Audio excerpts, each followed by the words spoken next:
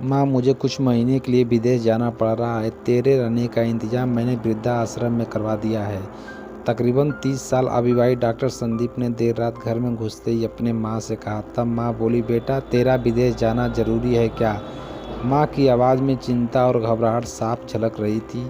तब डॉक्टर संदीप बोला, माँ मुझे इंग्लैंड जाकर कुछ रिसर्च करनी है।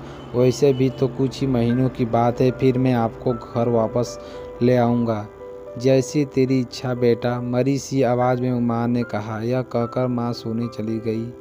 दूसरे दिन संदीप माँ को पड़ोस के एक वृद्धा आश्रम छोड़ आया। वृद्धा आश्रम में आने पर शुरू में हर व्यक्ति के चेहरे पर जिंदगी के प्रति हताशा और निराशा साफ झलकती थी, लेकिन जानकी देवी जी के चेहरे वृद्धा आश्रम में रहने के बावजूद कोई सिकन तक नहीं थी। एक दिन आश्रम में बैठे कुछ बुजुर्ग आपस में बात कर रहे थे। उनमें से 3-4 महिलाएं भी थीं। उनमें से एक महिला बोली, डॉक्टर का कोई सगा संबंधित नहीं था क्या, जो अपनी माँ को यहाँ छोड़ गया? तब वहाँ बैठी एक महिला बोली, जानकी देवी जी के पति का मौत जवानी में ही हो गई थी। तब संदीप करीब 5 साल का था। पति की मौत के बाद जानकी देवी जी के उसके बेटे को रहने और खाने के लाले पड़ गए थे। तब किसी भी रिश्तेदार ने उनकी मदद नहीं की थी। जानकी देवी जी ने दूसरों के घर में झाड़ू पोछा करके अपने बेटे संदीप को पढ़ाया लिखाया। संदीप भी पढ़ने लिखने में बहुत होशियार था, तभी वह डॉक्टर बन गया। वृद्धा आश्रम में करीब 7 महीने गुजर जाने के बाद एक दिन जानकी देवी वृद्धा आश्रम के संचालक मुकेश शर्मा के ऑफिस के नंबर से अपने बेटे को फ़ोन किया और कहा, संदीप तुम इंडिया आ गए हो या फिर अभी भी इंग्लैंड में ही हो? संदीप का जवाब था, माँ मैं अभी इंग्लैंड में ही हूँ। अब तो जानकी देवी जी जब भी 3-3, 4-4 महीने से फ़ोन करती है तो संदीप का एक ही जवाब आता है कि मैं अभी भी यहीं हूँ। जैसे ही मैं अपने देश आऊँगा तुझे बता दूँगा। इस तरह समय गुजरता गया और 2 साल गुजर गए। अब तो वृद्धा आश्रम के लोग भी कहने लगे कि देखो कैसा चालाक बेटा निकला, कितने धोखे से अपने माँ को यहाँ छोड़ गया।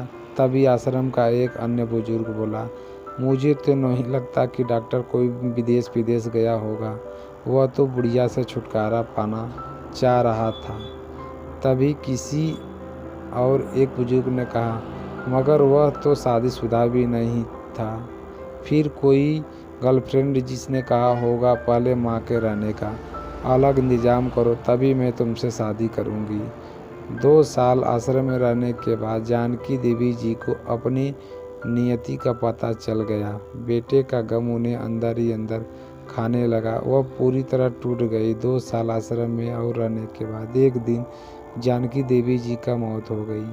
उनकी मौत पर आश्रम के लोग ने आश्रम का संचालक शर्मा जी से कहा, इसकी मौत की खबर इसके बेटे के तो दे दो। हमें तो नहीं लगता कि वो विदेश गया होगा, वह होगा यहीं कहीं अपने देश में।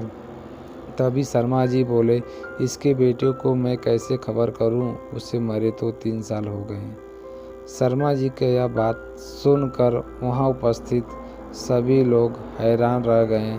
तभी उनमें से एक बोला, अगर उसे मरे 3 साल हो गए तो जानकी देवी जी मोबाइल पर बात कौन करता था? तब शर्मा जी बोले, वह मोबाइल तो मेरे पास है जिसमें उसके बेटे की रिकॉर्ड की गई आवाज़ है। एक बुजुर्ग ने पूछा, पर ऐसा क्यों?